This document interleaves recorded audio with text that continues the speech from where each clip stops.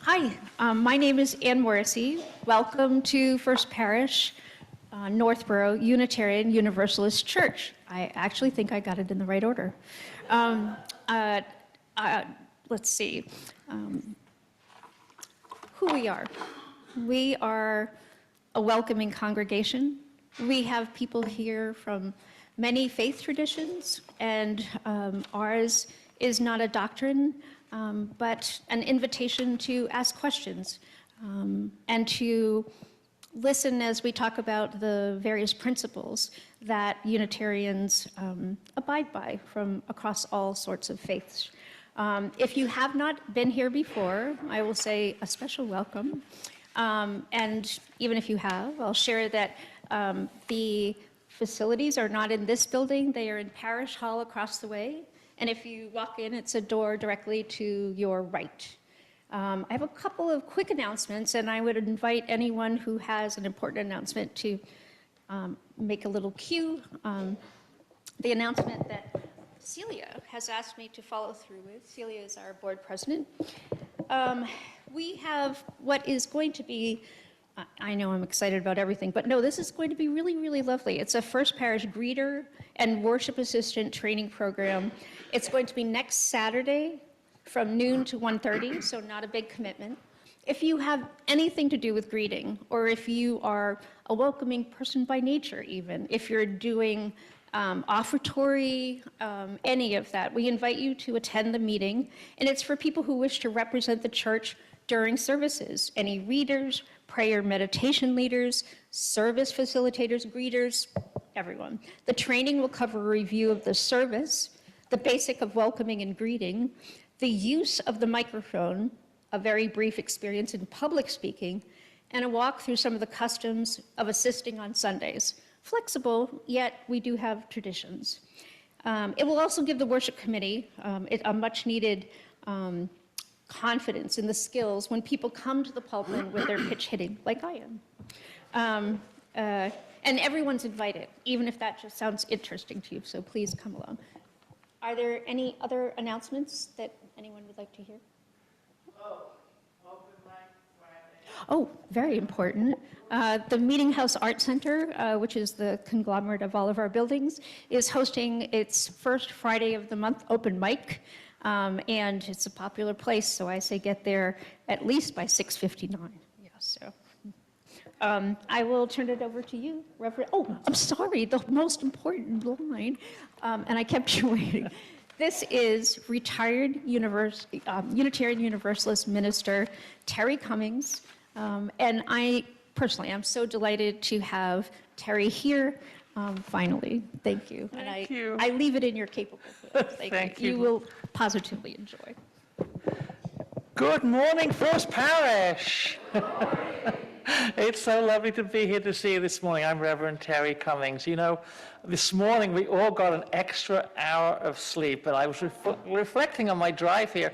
Maybe if we just put the clocks back every day by 1 hour. You know, and so every 24 days we'd be back to where we started. But wouldn't that be great? Just more sleep? I don't know if I have too many takers for that. But anyway, it's lovely to be here with you this morning.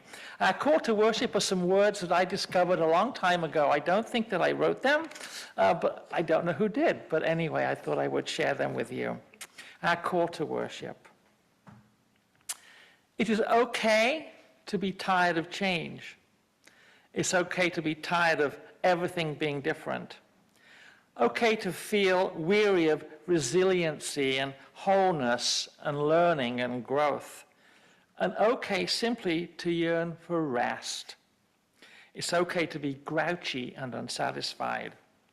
And all the ordinary human ways of being that we are. Let this morning be a reminder that you're loved. Let our time together soothe you in these restless times.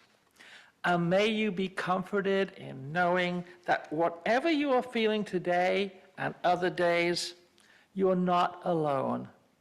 You are never alone. Come, let us worship together. And I invite you to rise now in body or spirit and sing our opening hymn, number 347. Oh, I'm sorry. Oh, of course, I'm going so fast. You see, you'd think I would know by now. Thank you.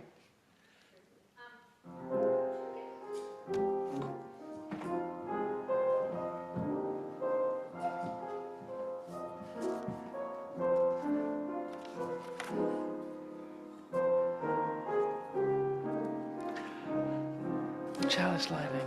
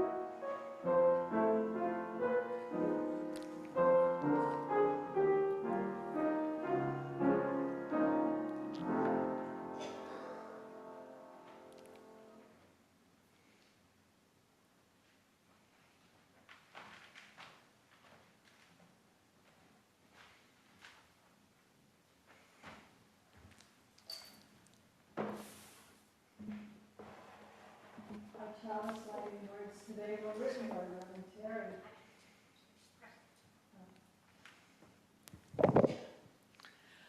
Our chalice lighting words today were written by Reverend Terry. Lighting our chalice is a reminder of the days before electric lighting, when people would light a candle to enter a room or look inside a cupboard. Our chalice is a light that we carry through a different kind of door, into a different kind of darkness, the troubled world around us. A world filled with uncertainty and hope. A world filled with promise and confusion. May the light from this chalice be with all of us as we go about our life's journeys. May it lead this community into endless possibilities. May we never lose sight of the meaning and the purpose of our chalice, to work for justice and love one another. Thank you so much. And now, I invite you to rise in body or spirit and sing our opening hymn, number 347, Gather the Spirit.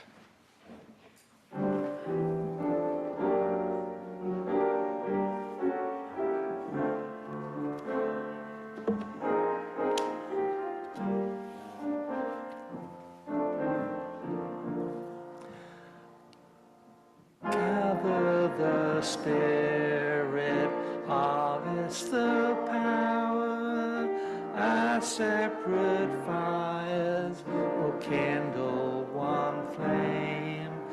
Witness the mystery of this hour, will endless light appear all the same. Gather in peace, gather in thanks, gather in sympathy now and then. Gather in hope, compassion and strength, gather to celebrate once again. Gather the spirit of heart and mind, seeds for the sowing are laid in store, nurtured in love and conscience refined, with body and spirit united once more. Gather in peace, gather in homes, gather in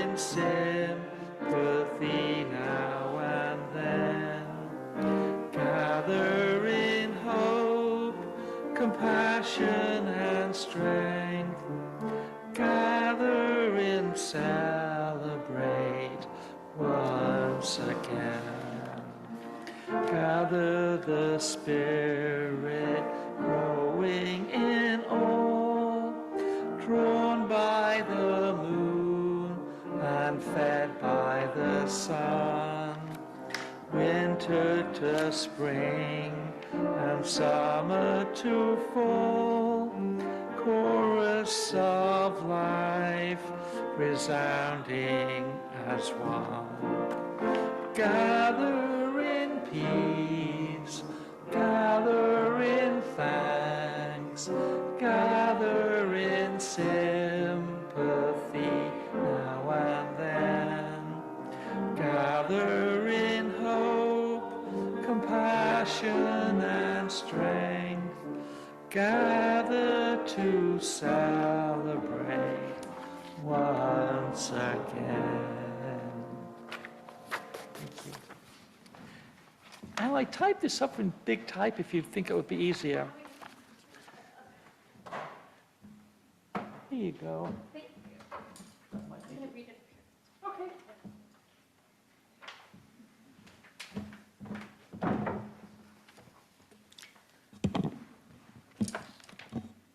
This reading was chosen by Reverend Terry from a book that I now think I have to read, a New York Times bestseller by Barbara Brown Taylor called Learning to Walk in the Dark.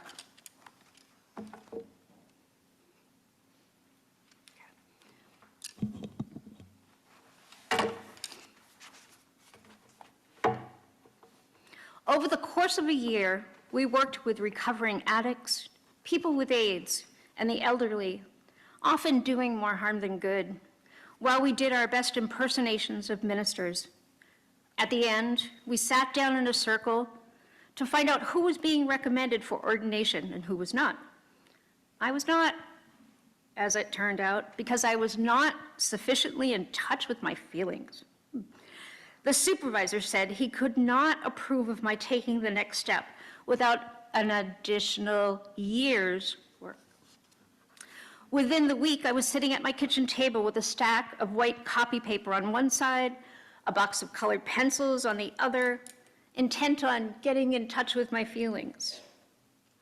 First, I drew the silhouette of a human body on a blank piece of paper. Then I wrote rage at the bottom. Okay, so how did rage feel? I used the black pencil to draw a storm of buzzing bees around my head, filling them with yellow. And after that, I made my head red, hot, hot, hot. Then I filled the whole top of my torso with a brown tangle of electrical wires shooting sparks. Yes, I thought holding the page out so I could see it all, that was what rage felt like. Next, I looked at misery, much more important. But as soon as I wrote the word on the page, I knew misery should be instead sad. Sad called for lots of purple tears in my chest, plus a compression of the shoulders so that they sagged to the ground. Then I used the gray pencil to put a dense, radioactive palette of sorrow right in the middle of my body, and I filled my feet with lead. That left a lot of the body still empty, so I let myself feel sad again, and I knew what I was missing. Sadness happens in the heart. It rolls around in there and makes a lot more room, even if the stretching hurts. So I drew a large red heart on the top of the purple tears and the gray pellet, making them look small by comparison. Then I used purple to sign the drawing. Sad Barbara, sad Barbara. After I worked my way through most of the dark emotions, I decided to try joy. That word called for a bright yellow ball in the middle of my chest with golden shafts of light radiating out in every direction. I used the same pencil to draw golden beams of light shooting from my fingers, filling in the page with solid green earth under my feet, and deep blue around my head. Then I gave myself some company, drawing lots of little stick figure people standing between the earth and the sky with me, all radiating that light so that the halos of our body all came together.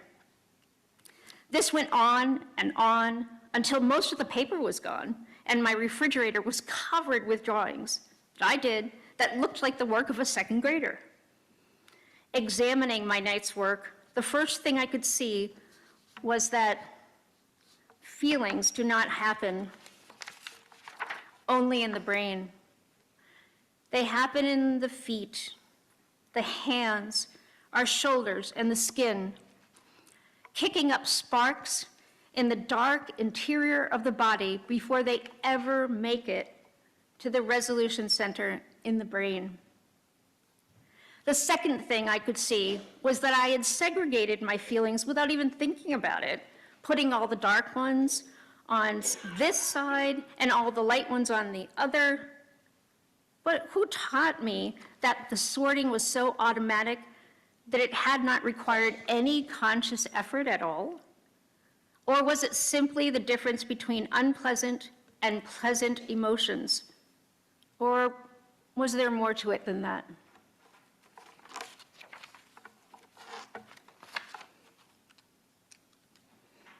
Thank you, Anne.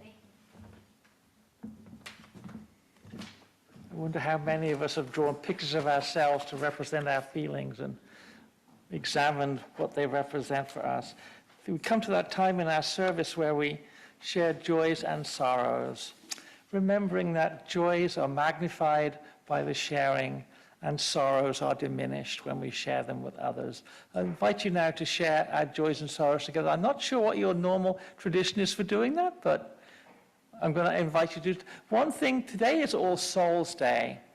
And so at the end of Joys and Sorrows, I'm going to invite everybody who's carrying the name of someone alive or dead, or an animal that's alive or dead, whoever is on your heart, just lift that name out into the sanctuary and share it with all of us. Thank you so much.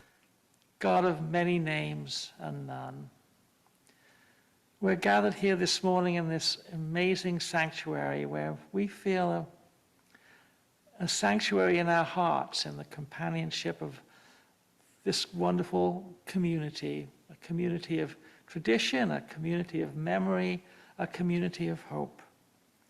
We're so grateful this morning for so many, many things. We're grateful for the ringing of a bell. We're grateful for the music that we share. We're grateful for all the things we've accomplished that we can look back on with pride. And we lift up our hearts with gratitude for the flowing water everywhere, from the Berkshires to the Arizona deserts. And we're grateful for our relationships, the people who are in our lives and the teachers who taught us so much and those who are teaching. Holy One, help us to hold in our hearts also in this time of great abundance and joy those who are sick or in the hospital, those who are struggling with life's challenges to fit in. Help us to think about those who we've lost with appreciation and take comfort that they brought so much joy into our lives. And this morning we're thinking also of those who are seeking employment and taking new paths, new directions in life. May this holy hour of worship be a time to reflect and feel spiritually nourished together. I'm going to invite you to just join with me in just a few moments of silence. Let us still sit with our own thoughts, and then I'll invite you back into the sung prayer. Let's just be silent together for just a little time.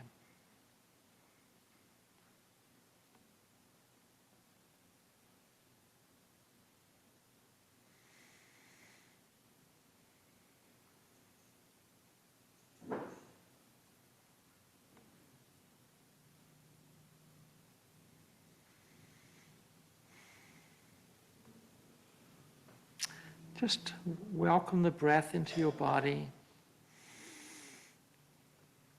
Feel the breath in your beautiful heart. And I invite you back to sing the song prayer, Draw the Circle Wide.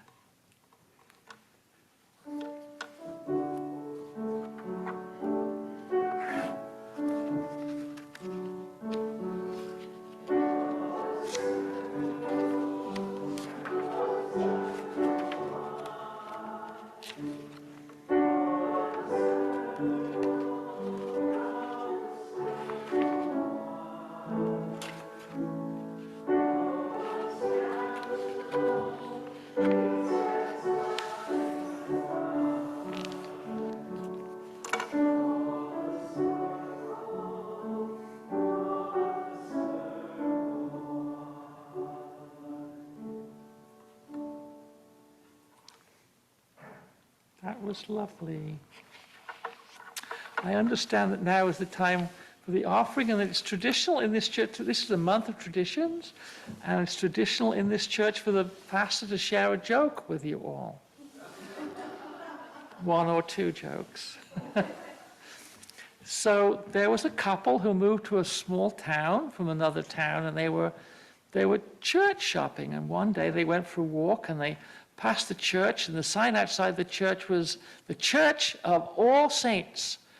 And they said, wow, Church of All Saints, that sounds pretty great, but I'm not sure where, that's very good enough for that. So they go a few more blocks, and they pass the Church of All Souls, and they think, oh my God, All Souls, that's really, really impressive, but not sure if I believe in this All Soul thing, so let's walk on some more. And then they came upon a Unitarian church, and that was the Church of All Sorts. And they said, yep, that's the one for us. And in they went and they joined. There you go. And with that, I invite you to the offering.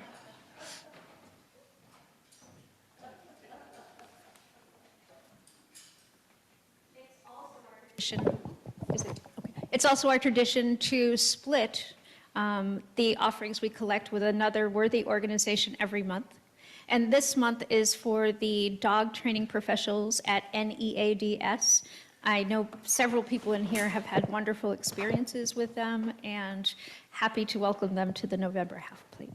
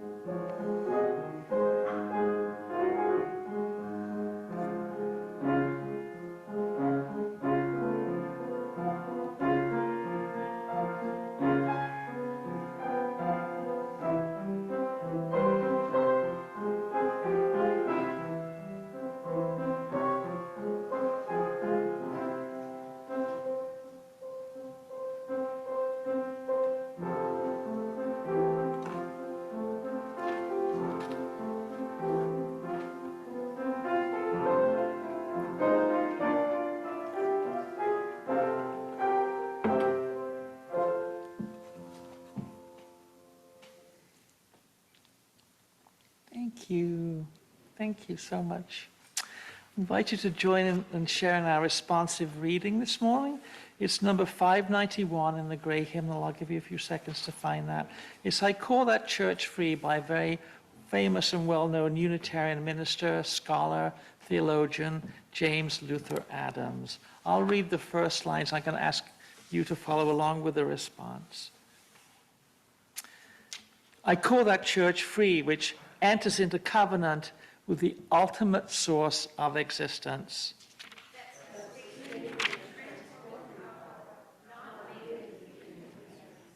It binds together families and generations, protecting against the idolatry of any human claim to absolute truth or authority.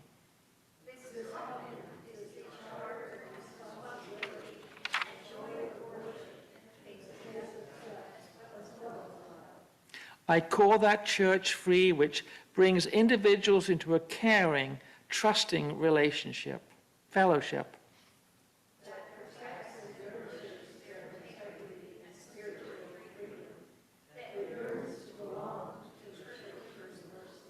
It is open to insight and conscience from every source. It bursts through rigid tradition, giving rise to new and living language, to new and broader fellowship.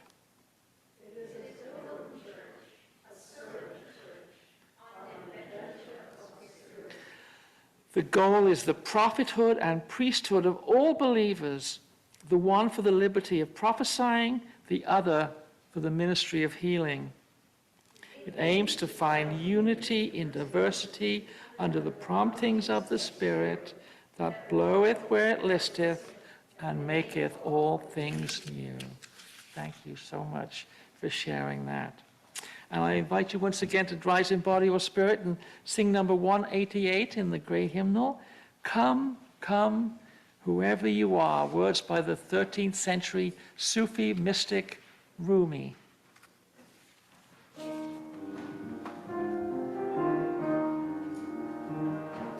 Come, come, whoever you are, wanderer, worshiper, lover of leaving, as is no caravan of despair. Come, yet again come. Come, come, whoever you are, wanderer, worshiper, lover of leaving, as is no caravan of despair. Come, yet again come.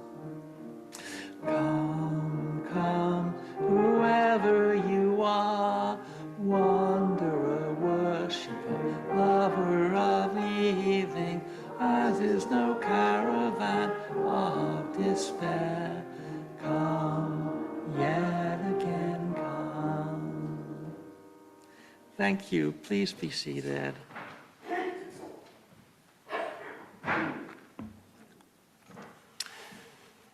It's a real treat for me to join you for worship this morning. A few years ago, I had the privilege of fulfilling my ministerial internship requirement at the church in Lincoln, Massachusetts, the first parish of Lincoln. It's not that far from here. And the sanctuary there, the white church building, is so much like this one. I remember so many lovely Sunday mornings, sharing in Sunday morning worship in a space just like this. And being with you here today, even though this is my very first time, it feels like a homecoming to me, to be in a place that is filled with spirituality and reverence for tradition. And November is the month when tradition is followed in so many different ways. This time of year is one of my favorite times to be in New England. The crisp autumn days, some of the leaves still falling. And if you're lucky at this time of year, you might spot a golden eagle flying south or even a peregrine falcon as the annual fall migration starts to wind down. And the month of November is filled with so many traditions, feasting and fasting and, well, elections too, but I'm not going to talk about elections this morning. This past Friday, Christians observed All Hallows Eve, All Hallows Eve, which we call Halloween. It's a time of fasting and prayer before the Feast of All Saints on November 1st. In keeping with tradition, vast armies of dangerous children fanned out across America, dressed in costumes carrying plastic pails made to look like pumpkins or other bags to carry away their loot. They were rewarded with candy from almost every house that they visited. For Christians, yesterday was All Saints' Day, a day to pray and celebrate all the saints who have made their way into heaven. And the 2nd of November, of course, which is today, is All Souls' Day. All Souls' Day is a day in the Christian calendar for praying for all those souls who have not yet made it into heaven but are in purgatory, going through purification. Those of us who are Universalists, of course, gave up believing in purgatory and hell a long time ago, but that is the day in the Christian calendar. And although mostly forgotten these days, next Friday, November 5th, is the anniversary of an event that took place far away in England, but which made its mark here in New England. There's a poem that I grew up with growing up in the UK. Remember, remember the 5th of November, gunpowder, treason, and plot. In the early hours of November 5th of 1605, barrels of gunpowder were discovered hidden under the Houses of Parliament. They were being guarded by a man named Guy Fawkes. Fawkes was part of a group who planned to overthrow the King of England, King James, who was a Catholic, by blowing him up that day when the Houses of Parliament opened. They planned to replace King James with his 9-year-old daughter. James was a Protestant. They wanted to get rid of the Protestant king and replace him with James's 9-year-old daughter, Elizabeth, who was a Catholic. I'm glad I got that right eventually. That would have been really a terrible thing to mess up. And to celebrate the discovery of the plot, the English Parliament passed a law that said every November 5th was basically Thanksgiving, to celebrate the fact that they were no longer going to be subject to a Catholic monarchy and celebrated their being Protestants. And so every 5th of November, bonfires were lit to celebrate that, and they're still lit every day, every November 5th in the UK. That began that tradition. And just 15 years after the gunpowder plot, the separatists arrived here in New England, and they brought that tradition with them. They came aboard the Mayflower and brought with them so many anti-Catholic traditions. And 10 years after them, the Puritans came, and they brought those traditions with them too. Before long, November 5th in New England, instead of being Guy Fawkes Night, was called Pope's Night, because they were so anti-Catholic. By the mid-1700s, Pope's Night was one of Boston's most popular holidays. And on that day, young men paraded through the town with effigies of the Pope, or back then maybe the English king, and any kind of person who they were against at the time. And when night fell, the effigies were burned on the bonfire. That was Pope's Night in New England, way up until the 1700s. In the fall of 1775, however, the Continental Army was besieging the British garrison in Boston. General Washington heard about Pope's Night and decided that it wasn't a really good idea, because he was hoping that the French Canadian Catholics would join with the Continental Army to throw the British out. So he was not amused when he heard that most of his army, who were drawn from New England, were going to celebrate Pope's Night and burning an effigy of the Pope. He thought that would not go down too well with the French Canadians who he hoped to invite into the fold. So he put a stop to it. Unfortunately, the siege of Boston in 1775 did not succeed.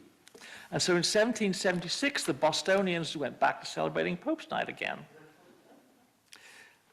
The next year, though, the French did pony up troops and money, and so the people of Boston who were in leadership decided that maybe now is a good time to end Pope's Night. And so it hasn't been celebrated. For all intents and purposes, that was the end of Pope's Night in New England. Guy Fawkes Night is, as I mentioned, still celebrated in the UK, where I grew up, and every November 5th, there are effigies burned. In the past, effigies of Margaret Thatcher have been burned. More recently, effigies of a certain guy who lives in Mar-a-Lago, Florida, were burned on a bonfire on November 5th. Reverend Stephen was kind enough to share with me his sermon from last week, and he did an excellent job of sharing the pre-Christian history of this weekend's religious traditions. They've been handed down to us from pre-Christian people who were Celtic, who lived in Northern Europe, Northern UK. These Christian communities pre-Christian communities mark their calendars according to the rhythm of the earth and its seasons. And their spiritual lives and their rituals were synchronized with the earth and its seasons as well. For them, November 1st was the beginning of the new year. On that day, the boundary between the living and the dead became blurred, and the spirits of the dead returned to earth. The fear of the spirit world coincided with the fear of hunger in the dark days of winter that lay ahead. It's easy for us living in the 21st century, surrounded 24/7 by electric lights of all colors and degrees of brightness, to dismiss as superstition the ancient people's beliefs that the spirits of the dead returned. But imagine what it must have felt like to live with no electricity or modern conveniences, with just a few short hours of daylight every day, in bitter, bitter cold temperatures, especially here in New England, worried about having enough food and whether you would survive the winter. For them, the dark had a deeper meaning than it holds for most of us. For those of us who went trick-or-treating last Friday, you might have noticed that the moon was a slightly crescent shape, maybe like the slice of an orange segment. That was how the phase the moon was in. There was just enough moonlight to see your way around, and just enough dark to be a little bit scary. This coming Friday, the 5th of November, will be a full moon. In Native American tradition, the full moon in November is known as the beaver moon, after the time when beavers begin to prepare for winter by building dams and stocking up on food. Our reading this morning was from a book called Learning to Walk in the Dark by Reverend Barbara Brown Taylor, and I'm so grateful to Anne for reading that long reading so well. In her book, Reverend Taylor shares a story that's familiar to many of us. She tells a story from her childhood that she went to bed at night and was scared of ghosts and goblins in her room. And she shares how her parents would come upstairs and turn a light on for her so she would not be afraid of the dark. Being afraid of the dark is quite normal for all people of all ages. I remember many years ago growing up in the UK, my father was a veteran of the Second World War, and he shared with me how on the darkest nights when all the artillery fire was coming in and the soldiers were scared out of their wits, they still prayed for the dawn, even though they knew when dawn came there would be even more danger. The dark was still just a scary time. Our first instinct when faced with fear of the dark is to eliminate it, to eliminate our fear as quickly as possible. After all, we're conditioned to think that darkness is bad and light is good. In our reading this morning, Reverend Taylor describes drawing pictures to represent various feelings. She writes about her surprise that good feelings fall into the light category and bad feelings into the dark category. She questions why this is so, and whether it's possible to grow spiritually from the experience of darkness. Over the centuries, dark nights and darkness have gotten a bad rap. But perhaps there's another side to darkness, one to celebrate. In her book, Barbara Brown Taylor describes her journey of exploring the positive sides of darkness. She describes the experience of being guided through subterranean caverns where no light can come in. She describes the incredible gifts the people who lose their eyesight acquire. She describes how the spirituality of darkness can be explored by following the phases of the moon, intentionally seeking out those phases and sleeping outdoors on dark nights when there is no moon, listening to the sounds of the creatures in the dark. The problem is not what lies unseen in the dark, she says, but our resistance to finding out. Our feelings of insecurity, our fears, all stem from our reluctance to walk in the dark. For many of us, it's not just the shortening days that feel dark as we approach the winter solstice. I know that many people are concerned about the future of our democracy. Many of us fear for the future of life on our planet. And we're all tired of war and conflict in the world around us.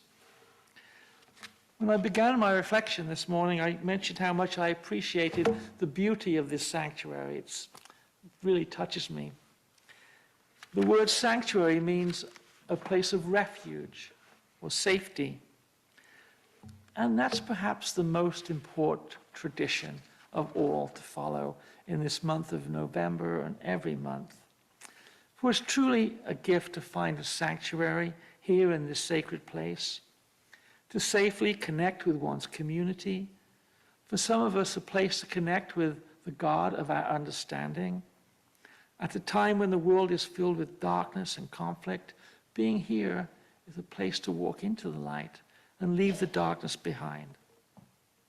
And it is in our religious and our spiritual beliefs that we find reason for hope in times like these.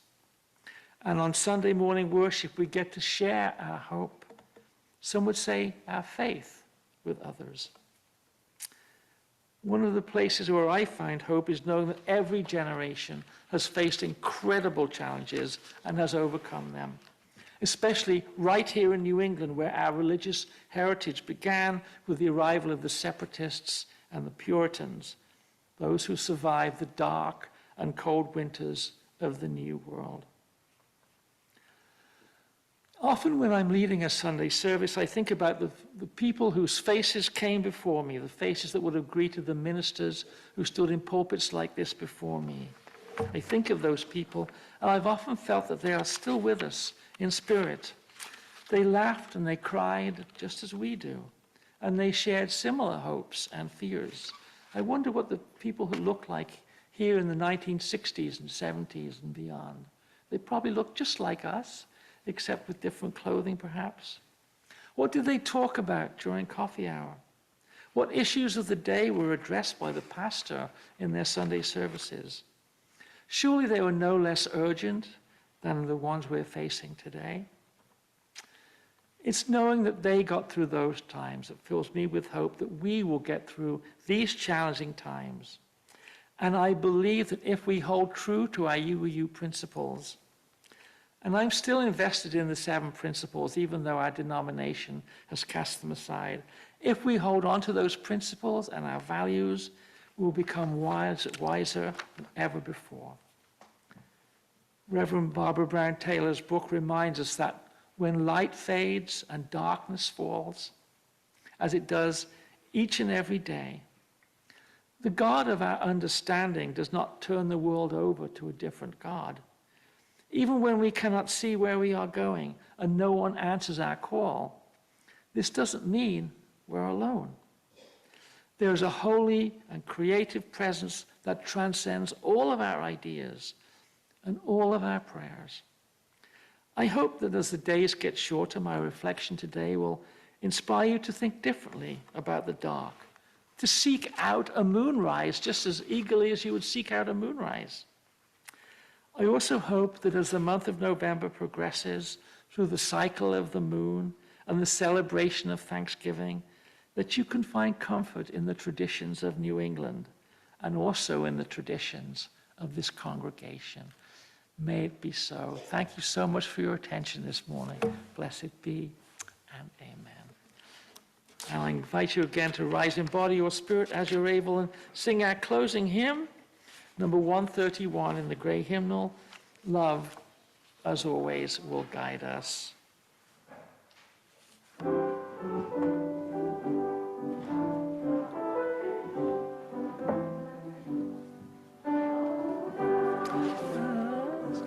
Peace beside us.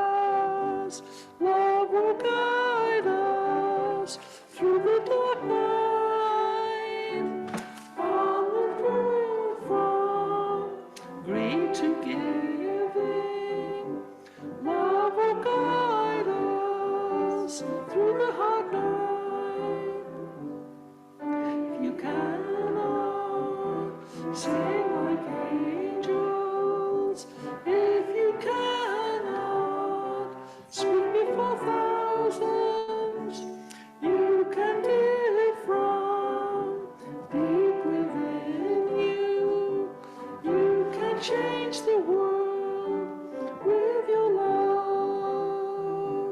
Love will guide us, peace has tried us, love beside us, we're away on the road from greed to giving. Love will guide us through the dark night. Thank you. Please be seated. And as we extinguish our chalice, our chalice extinguishing words are printed in the order of service. I invite you to read along as we extinguish the chalice. We extinguish this flame, but not the light of truth, the warmth of community, or the fire of commitment. These we carry in our hearts until we are together again. May your roots grow deep, may your branches grow wide. As worship ends now, but our service begins. Thank you so much for having me here with you this morning.